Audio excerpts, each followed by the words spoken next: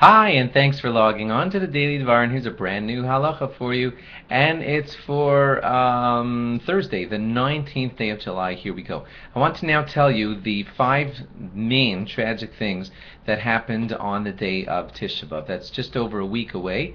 It's going to take place a week from this Shabbos. That's when the sad day is, but we will be observing the fast and its sadness on Sunday, the day afterwards, 1 week and a few days away, because we won't observe all that sadness on Shabbos. Now, what are the five basic tragic things that happened on the day of Tisha B'Av? Well, first of all, it all began way back when the Jews were in the desert. God had sent God had allowed Moshe to send spies into Israel to check how it was that they would conquer the land, and to spy out all the details about the land and how they would conquer it. And when they came back, 10 of the 12 spies came back with a bad report. Kalev and Yoshua, the two good spies, tried to convince everyone that they would be able to conquer the land, even though there were giants and very strongly fortified cities. But the other 10 convinced the Jews to cry on that night, and they should not have cried, because God told them they were going into the promised land and that they would conquer it.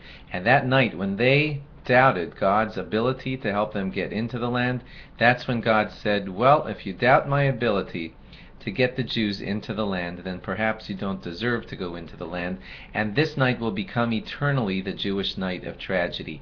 And that happened on the 9th of Av. And eternally afterwards, the 9th of Av became a sad day. That's event number one. The first Beis Hamikdash was later destroyed on that same day, on the 9th of Av. The second Beis Hamikdash, the second temple, was also destroyed on the 9th of Av. The city of Beitar was destroyed on the 9th of Av. And finally, Turnus Rufus, an evil leader, plowed over the site of the Beis Hamikdash, of the temple, and tried to make it a forgotten spot. I always like to add, when you hear all these five, that last one doesn't seem to fit in, because the first four involved much death. Even that first one involved the entire generation dying out in the desert, and only later the next generation going in. And each of the other massacres involved many Jews being killed. But this last one involved no death at all.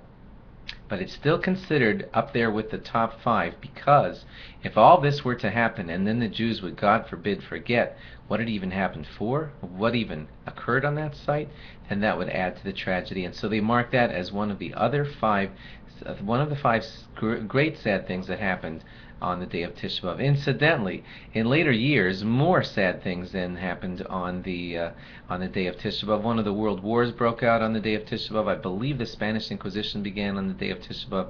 And if you look this up, you will find that other horrible, tragic Jewish things happened also on the 9th of Av. Thanks for logging on. Log on again tomorrow for more. Bye-bye.